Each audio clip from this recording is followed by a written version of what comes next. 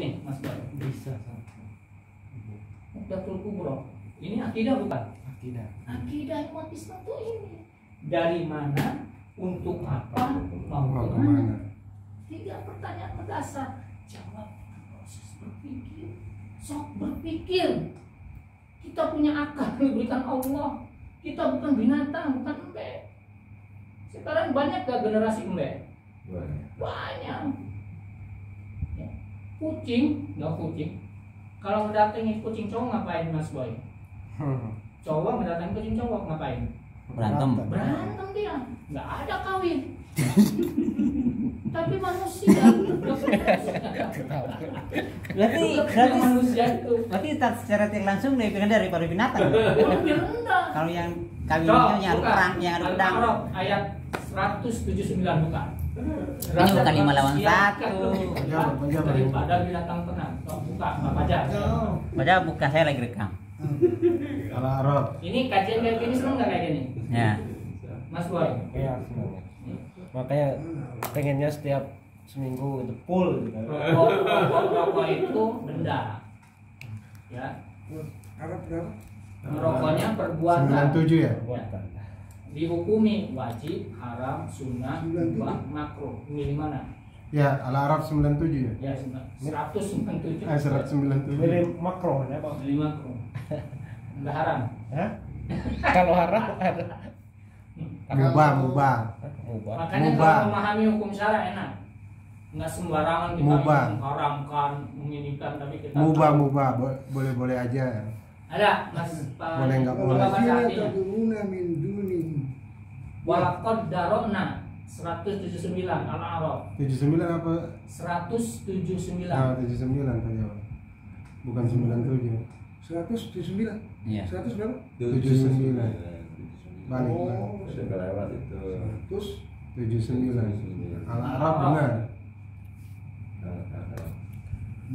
Surat ke berapa ya? Walaqad ya kan? Artinya Artinya. Dan sesungguhnya kami jadikan untuk isi neraka jahanam kebanyakan dari jin dan manusia. ya, terus Mereka mempunyai hati tapi tidak dipergunakannya untuk memahami ayat-ayat Allah, dan mereka mempunyai mata tetapi tidak dipergunakan untuk melihat tanda-tanda kekuasaan Allah, dan mereka mempunyai telinga tetapi tidak dipergunakannya untuk mendengar ayat-ayat Allah. Mereka itu seperti binatang ternak, bahkan mereka lebih sesat lagi. Mereka itulah orang-orang yang lalai. tuh kata Allah. Walaqad darokna li jahannama katsiran minal jinni wal insi. Sungguh kami akan berikan neraka jahanam kebanyakan dari jin dan manusia. Siapa mereka? Lahum qulubul la yafqahuna biha. Mereka punya hati tapi tidak mau merenungkan tanda-tanda kebesaran Allah. Walahum a'yunun la yusiruna, punya mata tapi buta, tidak mau melihat kebenaran, tidak mau melihat Al-Qur'an. Walahum udhunun la yasmauna biha, mereka punya telinga tapi budak, tidak mau mendengar nasihat ulama, tidak mau mendengar tentang kebenaran Al-Qur'an. Ulaika kal an'am, mereka seperti binatang. Bal hum adall, bahkan sesat daripada binatang. Itu kata Allah. Maka ketika akal manusia dipakai berpikir, merenung tentang tanda-tanda kekuasaan Allah, lalu dia taslim, taat kepada perintah Allah dan Rasulnya, maka derajat manusia akan diangkat oleh Allah seperti malaikat. Tapi ketika akal manusia tidak dipakai berpikir, tidak akan merenungkan tanda kebesaran Allah, tidak berpikir tentang Allah itu Al-Khaliq Al-Mudabbir, lalu mereka gemar maksiat, tidak mau memahami Islam, maka derajat manusia akan jauh lebih rendah daripada binatang. Alhamdulillah ini. Saya bilang tadi, kucing datang kucing cowok itu berantem, tapi manusia laki-laki datang laki-laki ngapain?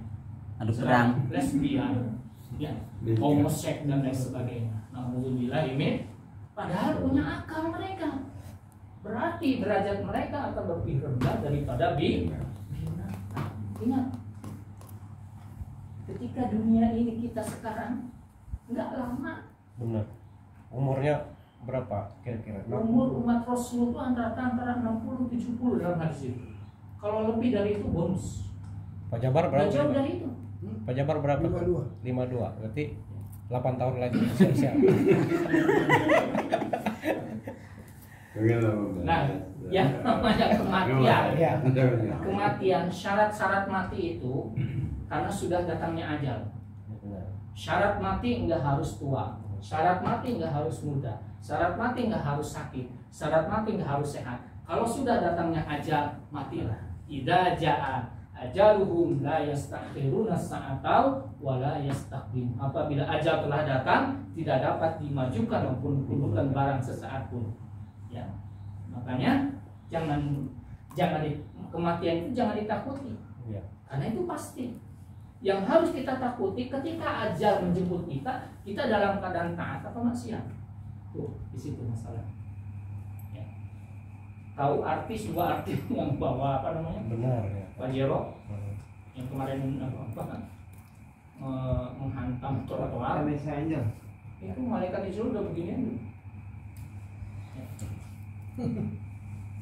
Kalau misalkan yang punya rumah, coba kalau berdua ini nggak keluar rumah, nggak bisa. Emang sudah ajalnya. Nggak tahu kita. Ustadz Jeffrey Bukhari dulu naik motor gitu ya, menghantam gitu. Ada yang sakit parah tapi tiba-tiba sembuh kan? Ya, karena belum waktunya. Karena belum waktunya memang ya. Jadi ajal itu syarat apa? Ajal itu sebab-sebab kematian itu karena sudah datangnya ajal. Kalau toh misalkan dia mati, karena dia mati kena COVID, terus sakit, dibunuh, ditembak segala macam, itu hanya kondisi saja. Sedangkan sebab kematian itu sudah datangnya Ajal. itu akidah namanya. Makanya kita tetap ada ikhtiar ya. Bagi kita misalkan ya, ketika ada rampok ke rumah, ajal kan sudah di tangan Allah, udah biarkan aja. Boleh nggak kita suruh kita siap ini santai aja ngelawan, enggak? Dosa nggak kita? Dosa karena nggak ada ikhtiar. Ntar kalau ngelawan kena tersangka lagi. Demokrasi. Demokrasi sekarang memang begitu. Kalau di Islam nggak seperti itu. Ya, intinya dunia membelah sekarang diri kok jadi tersangka. sedang dikuasai oleh ideologi kapitalis sekarang. Maka kalau dunia ini ingin mendapatkan baldatun thayyibatun wa rabbun ghafur, maka harus kembali kepada ideologi Islam, akidah Islam, syariat Islam secara totalitas. Karena kita sudah mengimani sebelum kehidupan dunia adanya Allah, setelah kehidupan dunia adanya akhirat, kita akan dibangkitkan, akan dihisab. Jadi mata rantai sebelum dan sesudah ini menjadikan kita ingin taat beribadah kepada Allah. Itu bisa, insya Allah. Hidup tanpa riba bisa. Kalau saya di pabrik Gajah Tunggal, teman-teman saya berburu-buru minjem uang, ada yang 100 juta ikannya saya itu, bunganya kecil. Sejak gajian dipotong, banyak teman-teman saya ngomong ke saya, Ustaz kan absennya bagus, kenapa nggak ngambil Ganesha? Pada rupiah, saya nggak takut kepada Allah, takut dengan riba. Serendahnya dosa riba seperti menjinahi bukan kita sendiri. Serendah dosa riba dengan Mas Boy. Dosa gedenya seperti apa riba? Maka riba termasuk dosa besar. Kalau kita mati di bawah riba, saya ingin bawa soal. Tapi sudah tahu riba, jarang lagi riba. Tapi kalau mati katanya lunas utangnya. Apa dia? Di dunia. Lunas di dunia. Di akhirat. Di blender. Kata bang, kata tanda tangan. Itu kata bang, emang kata Kalau apa? di dunia mah banknya lunas. Iya, ada yang bilang Tapi tetap ya ahli warisnya tetap akan dikejar sama mereka. Selama dia ada saudaranya semuanya akan dikejar sama bank. Kecuali sudah tidak ada semuanya.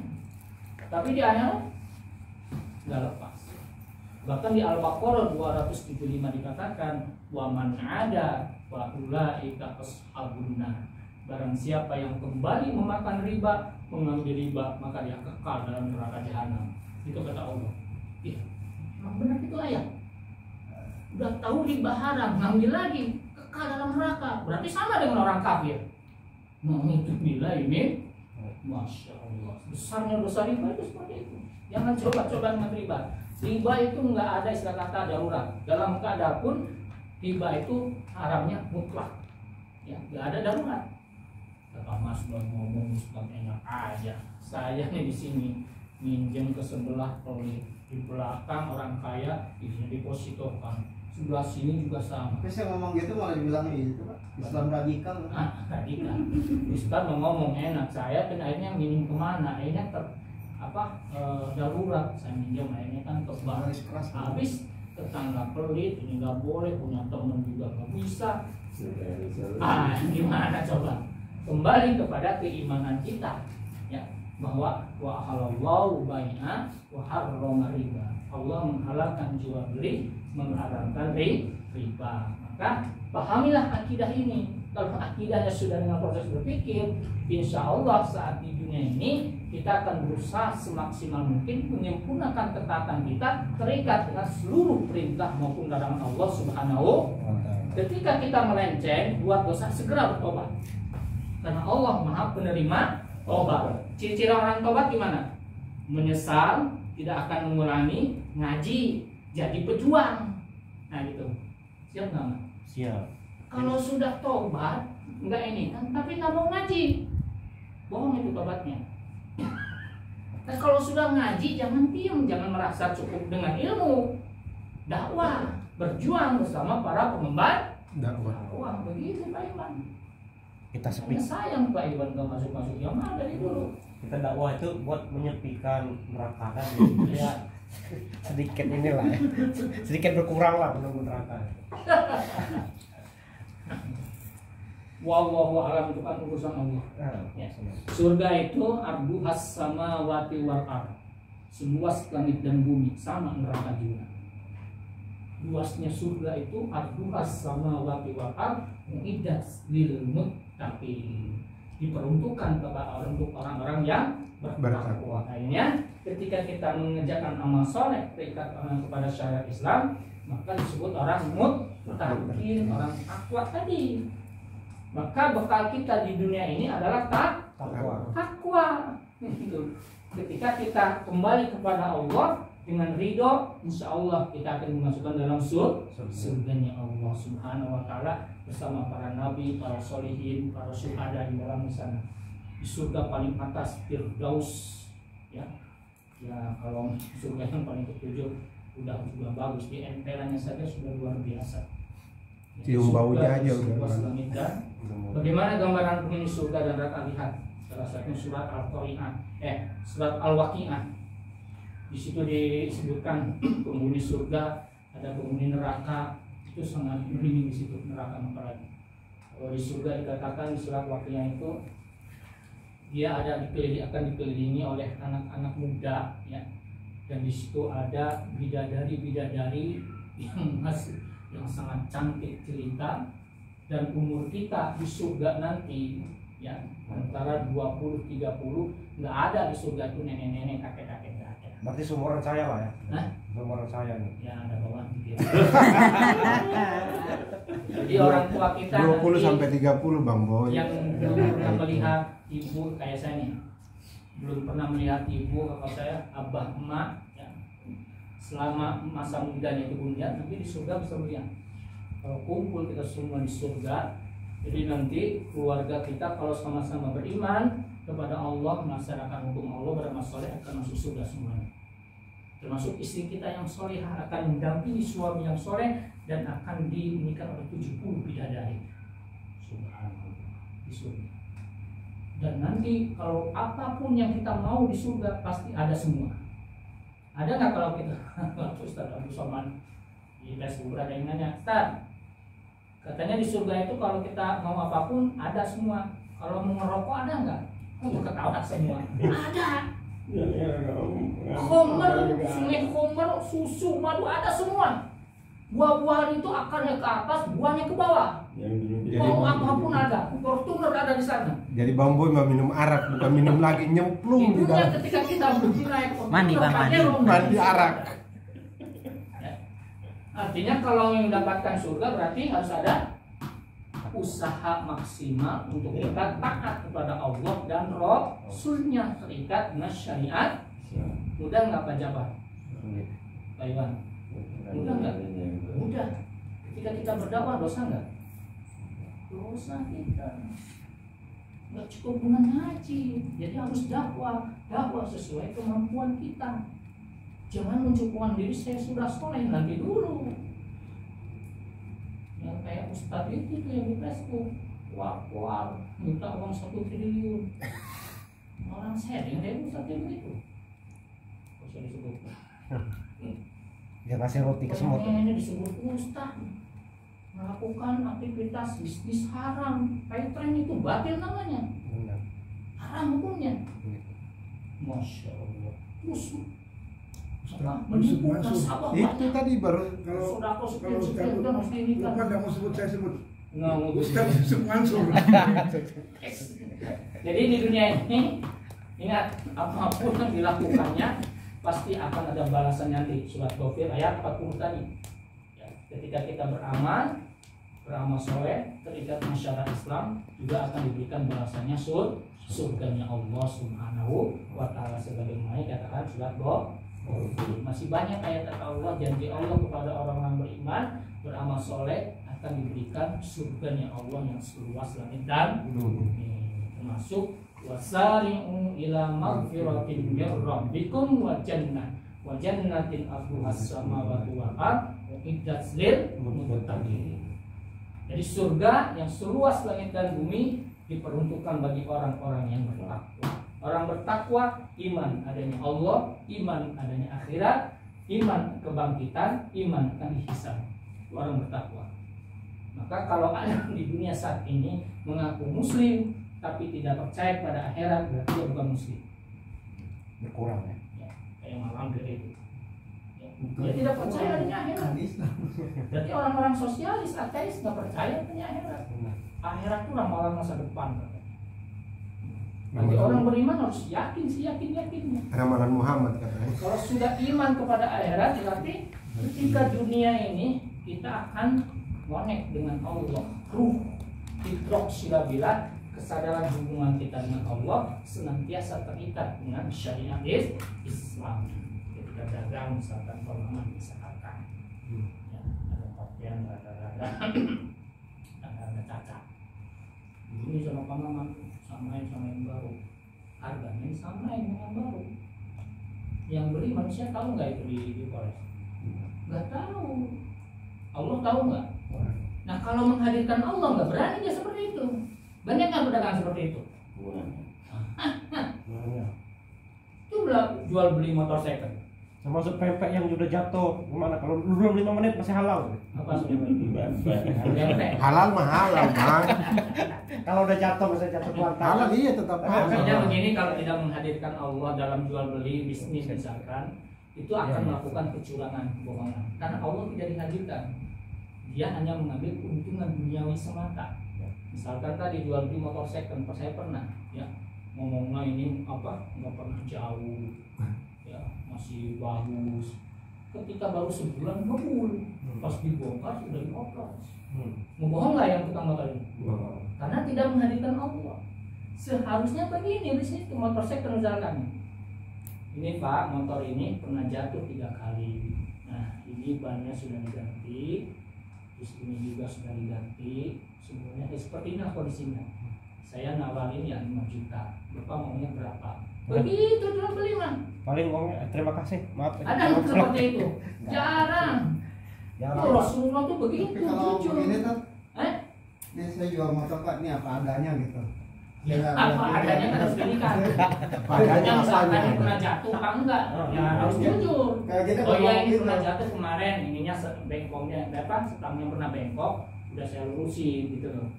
Ya saya saya ini kan 5 juta lah. Silakan Bapak menawar berapa dengan kondisi begini? Oh jarang ya. Jarang, nggak ada pak. Sebenarnya yang paling kayak tadi. Nih, Parah, motor di pasar. apa adanya kayak begini Pak. Terima. Makanya di pasar itu kata Nabi itu tempat terburuk itu pasar, kata Rasulullah. Karena banyak penipu membohong di situ. Benarnya dari sananya begitu tuh. Dia diinikan harganya, padahal dari sananya cuma 400.000. Dia ngomongnya 300.000, bohong nggak? Bohong. Kalau modal nggak usah diomongin gitu loh. Ini berapa mah? 100.000. Ya, nggak usah dari semuanya begini juga nggak boleh, nggak usah. Takutnya kita melakukan kebohongan. Jangan kayak begitu. Jujur. Boleh nggak misalkan harga HP ini 1 juta, terus kita jual 2 juta? Boleh. Mau cash mau kredit. Nah di leasing itu kan harga motor 10 juta, lalu dikreditkan 3 tahun menjadi 30 juta misalkan. Boleh nggak itu? Boleh. Boleh nggak? Riba apa bukan? Riba. Di mana ribanya leasing? Bukan riba itu. Di mana ribanya? Oh, kreditnya. Kalau kredit motor harga 10 juta cash, sedangkan kreditkan 3 tahun menjadi 30 juta, boleh nggak itu? Boleh. Boleh. Itu keuntungan. Ribanya di mana? Ketika mau bayar jatuh tempo, misalkan tanggal 1, ya tanggal 4 Penalti. ada denda, itu riba namanya di leasing itu. Nah itu udah tadi sepakatan di leasing itu. Dan yang menjadi batil leasing itu ada 2 akad, sewa dan jual. Sewa ketika dia terlambat 3 bulan nggak bayar ditarik nggak sama leasing. Nah itu nggak boleh dalam Islam. Setelah dia tamat nyicil 3 tahun jadi miliknya, itu ada 2 akad. Aywan. Jadi batilnya leasing itu di situ. Belum lagi di dalamnya ada praktek riba. Makanya kalau mau praktek ini, si barang ini harus punya milik kita. Baru misalkan saya ke Pak Iwan, ini saya menjual HP, mau cash 1 juta. Kalau Pak Iwan mau tempo 1 tahun, saya kasih 3 juta. Itu akad kan?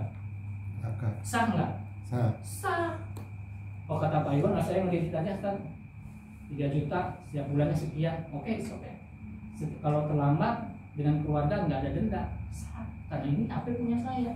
Begitu jual beli mah. Misalkan saya pengen motor nih, motor NMAX. Kalau Pak beliin cash, kreditin ke saya.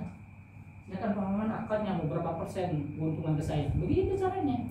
Kalau leasing kan bukan cuma dia, bekerja sama dengan bank. Itu batilnya itu di situ, Mas Bor.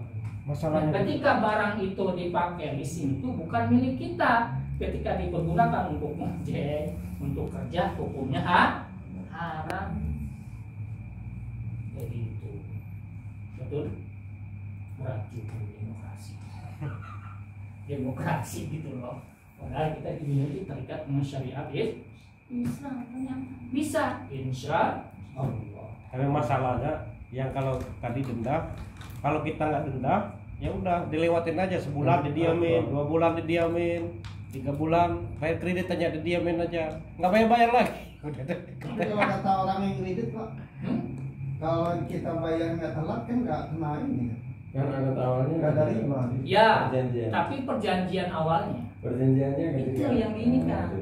Mau dia terlambat bayar mau tidak tetap batil. Ada 2 akad di situ ya Tante. Ada 2 akad, sewa dan jual itu yang kelihatan batilnya. Fakta leasing itu ketika berkredit motor itu BPKB ditahan. Jadi jaminan nggak boleh dalam Islam. Harusnya dikasih semua ya. Harusnya diurusin kasihin karena itu punya motor. Dan beli, jual beli. Kan Makanya punya silakan saya ke Pak Maman. Iya. Pak Maman tolong dong saya butuh NMAX, didimin ke saya. Nah Pak Maman beli cash, urusin dulu untuk BPKB-nya. Baru kreditin ke saya.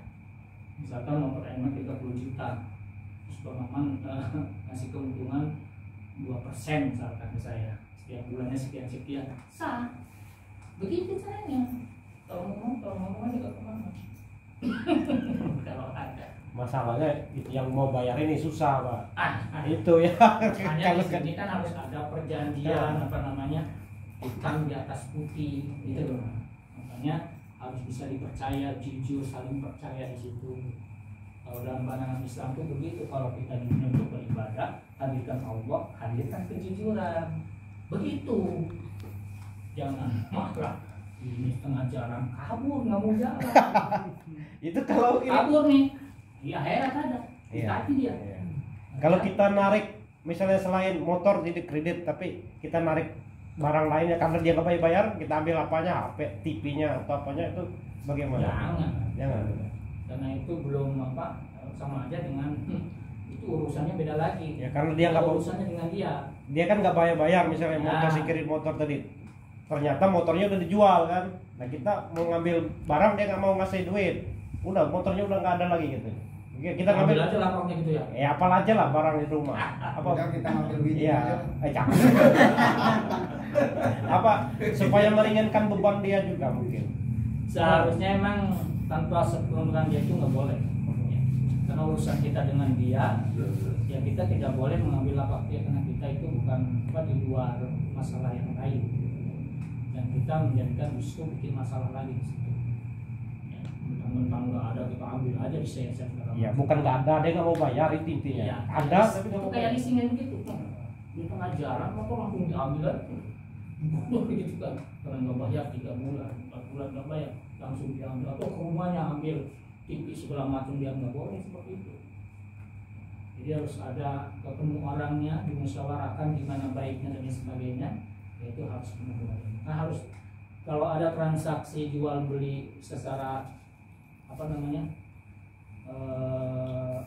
kredit tempo itu harus dicatat. Karena perintah di Quran juga harus setiap pada jual beli transaksi itu harus ada dicatat. Misalkan utang piutang itu harus dicatat itu tanggalnya seanu, hari anu, tanggal seanu, utang berapa, jumlah berapa, kan enak ada catatan. Kalau seandainya dia misalkan nggak mau bayar, kita kan aja bukti gitu. Secara baik-baik keluargaan, kalau emang kamu bayar segala macam, ya udah tinggal serahkan aja kepada Allah. Emang gimana kalau mau ditagih juga dia juga nggak punya, masih mending dia terus terang itu nggak kabur, kan kita masih enak tuh. Tinggal kekeluargaan ikhlaskan saja, insya Allah jadi sedekah, gitu. Bukan malah kayak begini, kalau bayar segini bunganya makin gede dan lain sebagainya. Wallahu alam. Bisa dipahami nggak nih? Nah, Ini sederhana ini akidah. Kalau ini dipahami, insya Allah Pak Iwan. Sholat merah tuh. Jadi nggak ada istikatnya kita nggak mau dakwah. Sudah pahami. Jadi dakwah itu nggak harus kayak di podium juga. Kontak nggak kayak dulu Pak Iwan. Bawa aliwat, nggak aliwat itu suasana dakwah seperti itu. Kayak pemahaman, ngajak orang itu suasana itu dakwah itu kan gitu. Mas Boy diajak ke sini itu pahalanya akan diberikan unta merah. Kalau misalkan yang diajak oleh kita mendapatkan hidayah ngaji menjadi tujuan. Gitu Mas Boy. Itu pahalanya mari. Mas Boy ngajak lagi nih para pedagang di sini semuanya bawa sini. Wah luar biasa. Digolok. Itu kayak MLM, pahala investasi luar biasa. Bisa penuh dong masalah gitu ya. Digolok sama orang Cinglu. Dan bilang, baik sampai sini silakan ada yang didiskusikan dan ditanyakan. Iya Bang Boy. Kayaknya. Iya, iya.